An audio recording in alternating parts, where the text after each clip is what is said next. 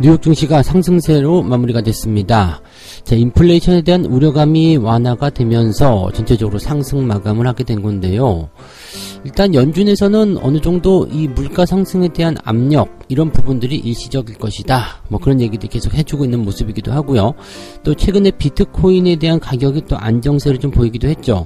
지금 경제 지표에 대한 부분들이 부담감을 좀 주긴 했습니다만 괜찮아 라고 얘기하는 부분들이 나타나고 있기 때문에 여기에서 시장이 조금 안도감을 느낀 것 같습니다. 자, 이 이야기 전달해 드릴 거고요. 자, 곧 있으면 노 마스크 시대가 온다라고 합니다. 네, 접종자에 한한 그런 인센티브라고 하는데요. 지금 정부에서 이야기하고 있는 부분들, 자, 1차 접종이라도 마치게 된다라면 등산로라든지 또는 이제 뭐 기타 시설들, 야외 공원 이런 쪽에서는 마스크 안 써도 된다, 이런 얘기를 하고 있습니다. 자, 일단은 뭐 우려감도 굉장히 큰 상황이긴 하지만 거기에 대한 기대감도 커진 상황이죠. 그래서 해당 수혜주들 크게 움직이는 모습인데 같이 좀 알아보도록 하겠고요. 자, LG화학이 크게 하락을 했습니다. 시가총액이 무려 4조 원이나 증발을 했는데, 자, 여러가지 악재들이 물론 있겠습니다만 외국계 증권사에 반토막 리포트가 나타났죠. 자, 목표 주가를 68만원까지 낮추면서 주가 엄청 빠질 것이다, 이런 얘기를 했단 말이에요. 부정적인 이야기들. 자, 얘네들이 왜 이렇게 한 것인지 일각에서는 또 공매도 이야기 아니냐, 그 얘기인데, 자, 이 이야기까지 같이 알아보도록 하겠습니다.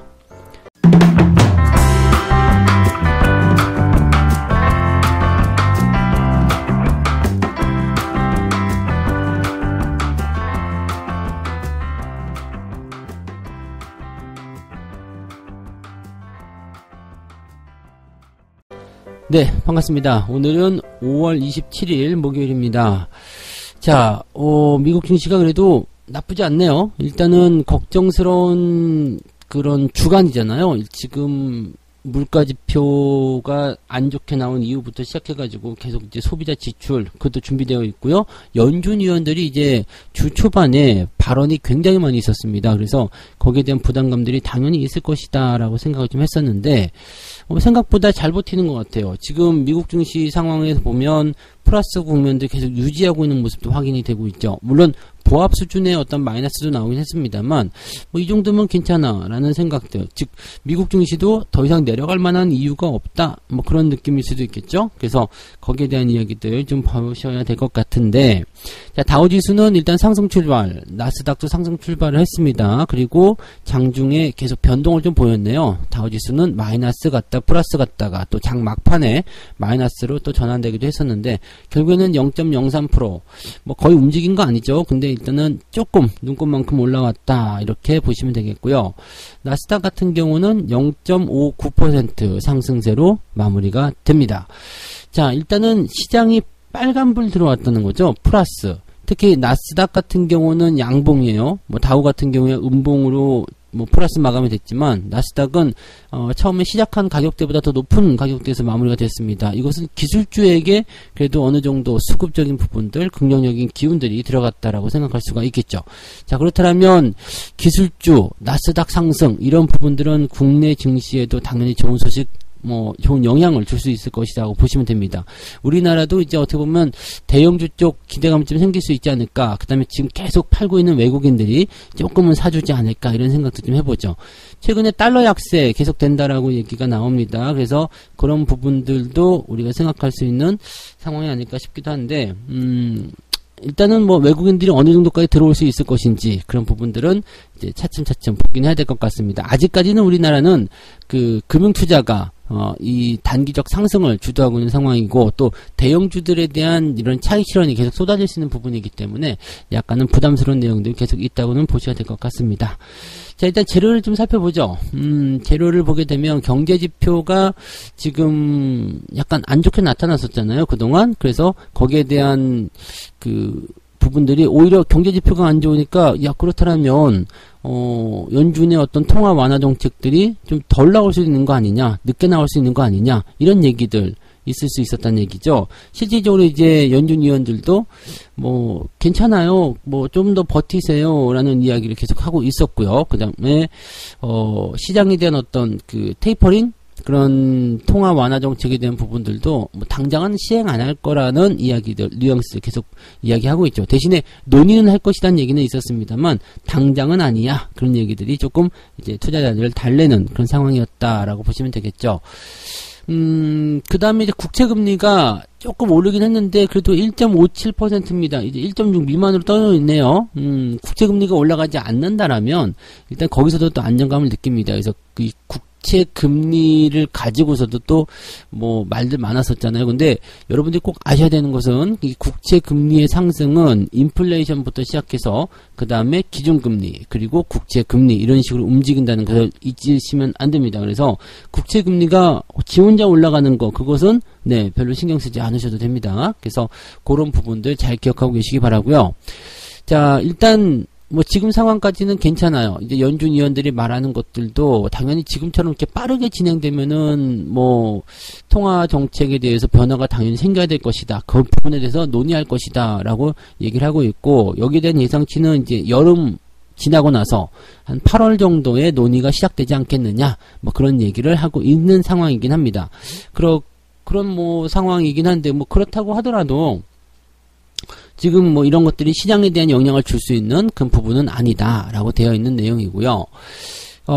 그래서 뭐 지금은 조금 안정화되어 있는 국면이긴 한데, 지금 주 후반에 발표될 그 물가지표죠. 연준이 선호하는 물가지표, 개인 소비 지출에 대한 가격 지수를 주목하고 있다. 이게 지금 별로 좋지 않을 것이다라고 예상이 되고 있는 상황이거든요. 그러니까 어떻게 보면은 주 초반에도 걱정스럽고 주 후반에도 걱정스럽지만, 주 초반에는 그냥 말로써 이렇게 쭝얼쭝얼 하는 거였다면 주 후반에는 객관적 지표를 가지고서 떠들 수 있는 상황이 됐기 때문에 이거 좀 별로 아니야? 라는 생각을 좀 하고 있단 말이죠. 그래서 이 상황이 어떻게 변할 것이냐에 따라서 이제 상황은 달라질 수 있겠다 보시면 되겠습니다. 우리나라 증시 같은 경우에는 별로 영향받지 않습니다. 왜냐면 이제 우리는 주를 끝내버리기 때문에요. 크게 영향받지 않을 거지만 일단은 그래도 네 생각은 하고 있어야 되겠죠. 다음 주 증시에 영향을 줄 수가 있기 때문에. 네, 그 정도입니다. 그래서 이번 주는 좀 편안하게 지나갈 수 있지 않을까, 그렇게 생각이 좀 들고요. 어떻게 보면은 오늘 주가가 상승을 좀 하게 되면은 내일은 주말이기 때문에 좀 때리고 들어갈 수도 있는 그런 상황이 될 수도 있겠다. 뭐 그 정도는 생각하시면 되겠습니다. 자, 그 다음에 최근에 좀 긍정적인 부분들도 좀 있습니다. 바이든 행정부의 사회 기반 시설 인프라 투자 계획안에 대한 정치권 협상. 지금 2조 3천억 달러 규모의 인프라 투자 계획 규모를 1조 7천억 달러로 축소한다. 공화당한테 이제 제시를 해서, 공화당에 뭐라 그럴까요? 인정? 또는 공화당의 그런 동의를 이끌어내야 되는 그런 상황이잖아요. 근데 지금 상황에선 사실 이 민주당이 자기 마음대로 할 수 있잖아요. 지금 블루웨이브잖아요. 그러니까 자기 마음대로 막 할 수 있는 상황인데, 그래도 보기에 별로 안 좋을 것 같다라는 느낌을 좀 받았을 것 같기는 해요. 그래서 이렇게 계속 인프라 투자 계획에 대한 것들을 계속 협상을 하는 그런 내용들이지 않겠나. 근데 마음에 안 들면 자기가 마음대로 긋겠죠. 근데 지금 이렇게 협상한 투자 규모 이런 것들에 대한 어떤 축소 방침들은 시장에는 그렇게 썩 좋은 재료는 아니라고 생각하시는 게 일단은 맞습니다. 근데 뭐 당장은 뭐 큰 그런 부분은 아닐 거고요. 어쨌든 합의에 임박한다라는 얘기가 나오게 된다면 네, 시장은 좋은 소식으로 전해질 수가 있겠죠. 또 한 가지, 경기 회복에 대한 기대감이 커지고 있다. 뭐 연준이 싫어할 수도 있겠습니다만 이거는 당연히 와야지 되는 내용이잖아요. 지금 미국의 코로나 신규 확진자 수가 크게 줄어들고 있습니다. 25,000명 아래로 떨어지고 있는데, 지금 보면은 인구 절반가량이 1회 이상 백신 접종에 나서면서 신규 확진자 수가 빠르게 줄어들고 있다라고 하죠.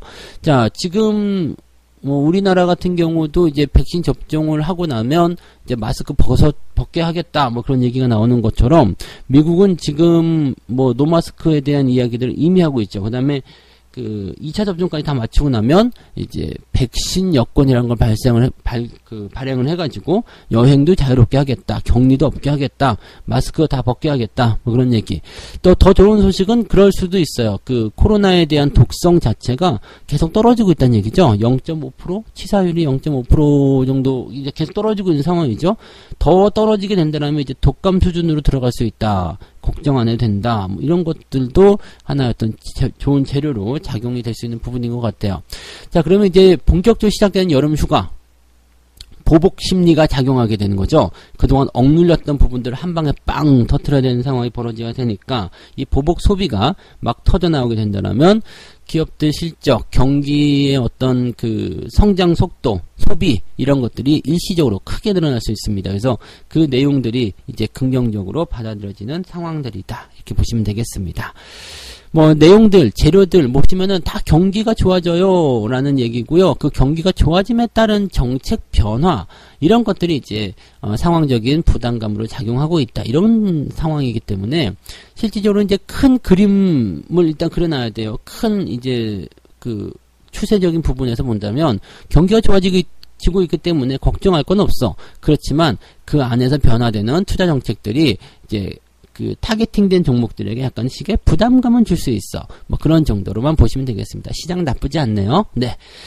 두 번째 이야기 보도록 합니다. 자, 노 마스크의 시대가 온다. 아, 마스크 때문에 진짜 힘들었죠? 마스크만 벗어도 훨씬 더 좋을 텐데, 뭐 그런 생각들 많이 하셨을 것 같아요. 근데 지금 일단은 노 마스크 시대가 온다. 그건 뭐냐면, 이제 정부가, 코로나 백신 1차 접종자들을 대상으로 한 지원 방안을 밝혔는데 그 안에 마스크를 좀 벗게 해주겠다 이런 얘기. 지금 7월달부터 7월입니다. 얼마 안 남았어요. 7월부터 1차 접종만으로도 공원 또는 등산로 등 야외에서 마스크를 벗을 수가 있다. 실외 다중 이용시설 이용과 정규 종교 활동에 대한 인원 제한 적용을 받지 않는다. 엄청나죠? 네. 인원 제한 적용을 받지 않는다라는 거예요. 일단은 백신을 맞게 되면 뭐 게임은 끝났다라고 보시면 되는 거죠. 이게 약간 우려하는 부분도 있습니다. 너무 서두르는 거 아니냐라는 얘기도 있죠. 1차 접종 가지고 뭐 안 걸리는 건 아닌데 그렇게 되면은 좀 너무 서두르는 거 아니냐라는 생각도 좀 있어요. 근데 여기 조금 생각해 볼 만한 부분은요. 정부의 의도도 좀 있지 않을까 싶습니다. 지금 백신 접종에 대한 부분들을 되게 꺼려 하잖아요. 그래서 이렇게 노 마스크라는 어떤 인센티브를 좀 제공을 해주게 된다면 어떻게 될까요? 네, 사람들이 일단은 맞고 싶어 하겠죠. 이렇게 백신에 대한 접종률이 확 늘어날 수 있다. 이렇게 볼 수도 있습니다. 뭐 미국 같은 경우도 부작용 우려해가지고 안 맞으시는 분들 뭐 때문에 백신 뭐 그런 부분들이 뭐 관광 오세요. 백신 놔줘요. 그런 것도 있었고 뭐 백신을 맞으면 뭘 해줘요. 뭐 이런 것들도 있었고 뭐 하여튼 여러 가지 부분들이 있는데 백신은 일단은 뭐 어떻게든 뭘 맞든지 간에 다 맞기는 해야 되겠죠. 네, 화이자를 맞든 모더나를 맞든 뭐 아스트라제네카를 맞든 맞긴 맞아야 될 텐데 어쨌든 백신 접종이 이루어지는 시점부터는 마스크를 벗는다. 네, 굉장한 소식입니다. 그래서 여기에 대한 어떤 수혜가 될 수 있는 부분들이 화장품과 영화 이쪽인데요. 지금 영화관 같은 경우는 난리가 났었죠. 뭐 어제 CGV 같은 경우 크게 올라왔죠.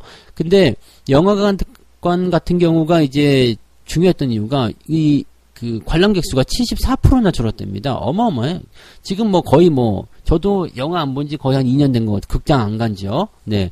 그런 부분들이 있기 때문에 여기에 대해서 여러분들이 생각할 만한 부분들이 당연히 있다는 얘기죠. 그 다음에 화장품. 마스크 때문에 화장 안 하고 이렇게 네, 세수 안 하고 그냥 막 나가시는 분들 많잖아요. 네, 세수 안 하고. 뭐 이게 메이크업 이 자체는 안 하죠. 왜냐면 마스크 다 가려버리잖아요. 모자 쓰고 선글라스 끼고 마스크 끼면은 뭐 화장을 하나 안 하나 똑같지 않습니까? 그래서 그런 상태가 됐기 때문에 뭐 이렇게 눈 쪽만 조금 하시는 분들 계시는 것 같더라고요. 근데 마스크 딱 벗으면은 뭐 하여튼 뭐 그렇다고 하더라고요. 난 잘 모르니까. 자, 근데 이제는 마스크를 벗게 된다면 이제 풀 메이크업에 나서야 되지 않겠습니까? 그래서 뭐 남자고 여자고 다 마찬가지지만 이제 이 마스크를 벗는 것에 대한 그런 기대치가 늘어날 수 있는 상태가 바로 이 화장품과 그 다음에 극장. 뭐 여행 같은 경우는 아직까지 마스크에 대한 부분들이 수요는 필요하겠죠. 이건 조금 다른 성격이잖아요. 그래서 뭐 여러 가지 부분이 좀 될 거예요. 그래서 화장품과 일단은 극장이 가장 큰 기대치를 만들어낼 수 있다라고 볼 수가 있고 또 이제 내년이 되면 이제 해외여행이 본격화될 거라고 생각합니다. 네, 왜냐면은, 뭐, 올 하반기부터 벌써 백신 여권 나오기 시작하고 막 그런 얘기인데, 내년이 되게 되면 이제 뭐, 백신이나 치료제에 대한 부분들 더 많이 발전할 거고, 백신 거의 다 맞았을 거라 생각합니다. 그죠? 올해 안에 거의 다 맞을 거라 생각되니까, 그렇게 백신을 다 접종을 받게 된다라면, 내년부터는 정상적인 생활로 들어간다라고 봐야 되겠죠. 그러면 어떻게 돼요? 내년부터는 네, 해외여행이 가능해진다. 그렇다 하더라도 저는, 네, 당장 갈 생각은 없습니다. 가더라도 내년 하반기, 후반부나 가야 되겠지 않을까? 네, 생각하는데, 뭐, 아무튼 뭐 그런 것들 다 생각해 본다면, 앞으로 계속 좋아질 수 있는 상황들이 벌어지겠죠. 그래서 면세점을 통한 어떤 그 화장품 수요 증가, 이 중국이 가장, 네, 거기에 민감할 거라 생각합니다. 뭐, 어쨌든, 자, 이런 그 화장품과 그 다음에 영화 관련주들의 어떤 주가 상승들 주목해 볼 만한 필요가 있고요. 또 같이 묶어가지고 볼 만한 것들이 뭐가 있을까요? 네, 뭐랄까, 뭐, 카지노 같은 것도 있었고요. 그 다음에 숙박, 여행주, 그 다음에 항공주 등등이 전부 다 수혜가 된다라고 보시면 되겠습니다. 자, 그래서 그런 부분들 참고하시면 되겠고요. 세 번째 이야기 가도록 합니다. 자, 세 번째 이야기는요, LG화학 이야기입니다. 이거 LG화학 굉장히 궁금해 하실 것 같긴 한데, 이게, 주가가 하락하는 배경이 두 가지가 있었죠. 배터리 리콜에 대한 이야기가 먼저 처음에 나왔었는데, 그 부분이 이제 덮일 만큼 강력한 악재가 또 나왔어요. 뭐냐면, 외국계 증권사에서, 매도 의견을 담은 리포트가 나왔다. 근데 이게 그냥 매도 의견이 아니라, 목표 주가가 반토막입니다. 반토막. 야, 이게 국내 증시에서는, 국내 증권사에서는 목표 주가를 130만원 찍었었단 말이에요. 근데 외국계 증권사에서는 60만원대로 확 낮춰버립니다. 그러니까 이렇게 되면은 어이구 이렇게 되는 거죠. 60만원대면은 지금보다도 더 훨씬 낮은 가격 아닙니까? 지금 전일 종가가 83만 2천원, 이것도 많이 내렸다 싶었는데 60만원대라니요. 주가가 떨어지는 상황이 그렇게 될 수 있다는 얘기죠. 이 외국계 증권사에서 이렇게 매도 리포트를 공격적으로 내세운 게 공매도 때문 아니냐, 이런 얘기들 나오고 있습니다. 공매도. 네. 야, 니들 공매도 때문에 매도 리포트 나오는 거 아니야? 왜 공매도 시행 전에는 계속 좋다고 하다가 갑자기 공매도 나오느냐? 공매도 시행되니까 이렇게 매도 리포트 써가지고 엄청나게 주가를 떨어뜨리느냐? 이 나쁜 자식들아! 라고 얘기하는데, 사실 이제 이거는 추측이죠? 네. 합리적 의심은 돼요. 당연히 지금 보면은 대형주들에 대한 그런 리포트라든지 이런 부분들도 조금 안 좋게 나오는 것도 있단 말이에요. 그러니까 합리적 의심은 됩니다. 그리고 공매도에 같이 이제 결탁이라고 하면 좀 그렇고, 공매도에 같이 편승해가지고 주가를 팔아먹는 그런 정도의 어떤 느낌들 분명히 있단 말이에요. 근데 그냥 의심만으로는 정황을 딱 잡아낼 수가 없죠. 물론 100% 아니라 200% 확신한다 하더라도 그것을 가지고서 딱 우리가 잡아내기는 어렵습니다. 그러면 여기서 우리가 생각할 건 뭐예요? 무슨 이유 때문인지, 왜 때문에 니들이 매도 리포트를 냈는지, 그걸 한번 우리가 객관적으로 찾아보자, 이 얘기죠. 자, 지금 외국의 증권사에서 매도 리포트를 내세운 이유를 한번 보자, 이거죠. 뭘까? 지금 크레디트 스위스에서 68만원으로 지금 목표 주가를 대폭 낮췄다라고 되어 있는데,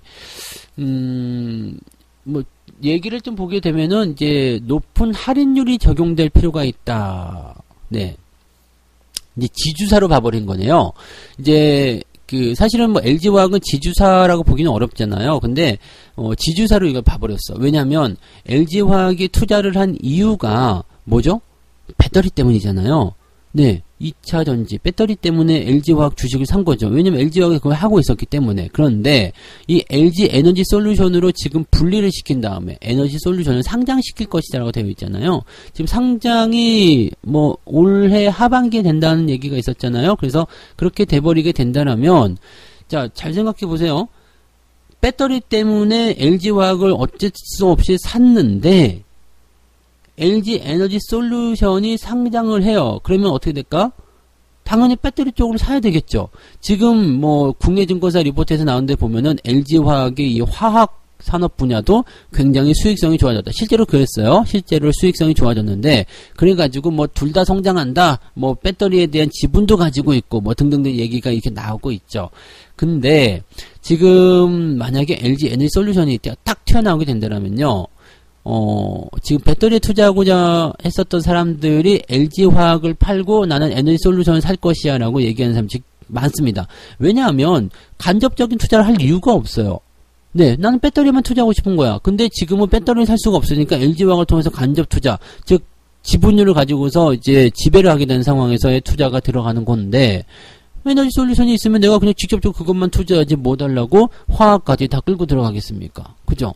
그래서 팔고 넘어갈 가능성도 있다라는 우려감 하나가 있겠고요. 그 다음에 LG화학으로 들어갈 매수 물량이 에너지 솔루션으로 들어갈 수 있다. 이 두 번째. 세 번째는 뭐예요? 상장하게 되면은 뭐 유상증자가 됐든 설비 투자 뭐 등등등 여러 가지 부분들로 인해 가지고 원래 기존의 지분율이 100%였지만 이거 낮아진다 이거죠. 할인이 된다는 얘기예요. 네.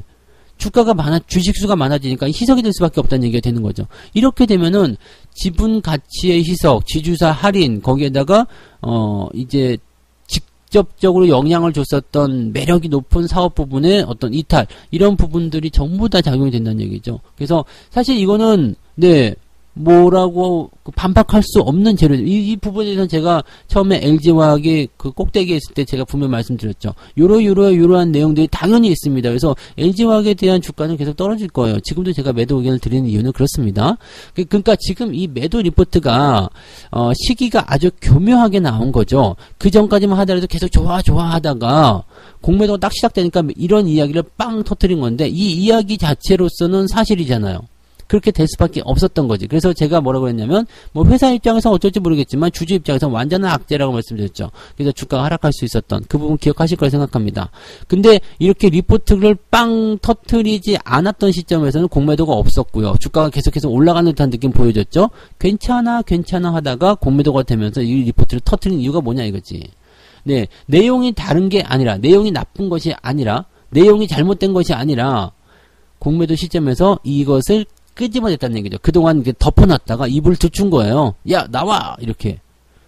자, 이 부분을 우리가 생각하셔야 됩니다. 이게 지금 시장의 생리라고 보시면 되죠. 그래서 지금 뭐 다른 것들도 마찬가지일 거라 생각합니다. 시총 상위권에 있는 종목군들 중에 주가가 많이 올라가 있는 상태에서 뭔가 악재성 요인이 만들어질 수 있는 것들, 그런 것들에 대한 부분들은 여러분들이 반드시 조심하시고요. 얘네들이 언제 어느 때 한겠다라는 거, 그건 자기들 마음이거든요. 즉 시장의 시기, 그런 악재, 재료의 시기를 조절하는 것은 지들 마음이거든요. 우리는 알 수가 없어요. 근데 거기에 속수무책으로 당할 수밖에 없다는 얘기죠. 그러니까 사전에 미리미리 조심해야 된다는 걸 꼭 아셔야 될 것 같습니다. 네, LG화학은 당분간은 좀 변동성이 좀 커질 것 같다라고 생각이 좀 드네요. 네. 자, 이렇게 해서 오늘 세 가지 이야기 전달해 드렸습니다. 자, 인플레이션의 우려 완화감으로 인해서 주가가 상승세로 마무리된 미국 증시가 국내 증시에도 도움이 좀 될 수 있을 것이다 라고 생각이 되고요. 자, 이제 접종을 일단 받게 되면 노 마스크 시대가 올 것이다. 당장 7월부터 시행이 된다라고 하니까 이 부분에 대한 기대감. 그래서 여기에 대한 어떤 수혜주로는 화장품 관련주 그리고 극장 관련주들이 있는데 그냥 그 여행이라든지 기타 이제 소비 회복에 대한 그런 기대감이 있는 종목들은 다 포함이 된다고 보시면 되겠습니다. 자, LG화학의 시가총액이 4조 원이나 증발을 했습니다. 거기에 대한 악재는 여러 가지가 있겠지만 외국계 증권사의 이런 매도 리포트. 근데 이 매도 리포트에 대한 내용이 거짓은 아니에요. 그렇지만 시기가 애매하죠. 공매도가 시작되고 나서 하필이면 매도 리포트가 나왔냐. 이 이야기는 기존부터 있었던 건데 이것들 다 덮어놓고 있다가 왜 이제 꺼내서 이렇게 하고 있느냐. 합리적인 의심이 되는 그런 내용이다라고 보시면 되겠고요. 어느 정도의 변동성은 피하기 어렵다. 이렇게 보시면 되겠습니다. 자, 책 한 곡지 읽고 마무리합니다. 많은 사람들이 매매에 들어가면 통제력을 상실한다. 감정의 롤러코스터를 타고 자신을 잃어버리게 되는 것이죠. 대중의 심리적 변화를 무시하면 매매로 돈을 벌 수가 없을 것이다. 훌륭한 투자자가 되려면 눈을 뜨고 거래하고 실제 흐름의 변화를 인식할 필요가 있을 것이다. 제가 늘 드리는 말씀입니다. 뭐 기업 분석, 차트 분석 다 좋은데 그 위에 서 있는 것은 뭐죠? 수급. 그리고 그 수급이 그렇게 쭈물쭈물 만들어내는 것은 뭐죠? 투자자들의 마음, 심리죠. 그래서 이런 부분들이 항상 여러분들에게 중요한 포지션으로 작용을 했으면 좋겠습니다. 자, 항상 여러분들 수급 먼저 체크하시고 시장 방향성 체크하시고 그렇게 대응하시기 바랍니다. 그러면 오늘 하루도 편안하실 거예요. 자, 오늘 시황 여기서 마치도록 하고요.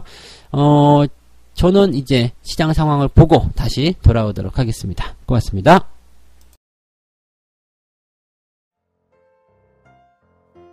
본 방송에서 제공되는 모든 정보는 투자 판단의 참고 자료이며 투자의 최종 책임은 본 방송을 이용하는 본인에게 있습니다.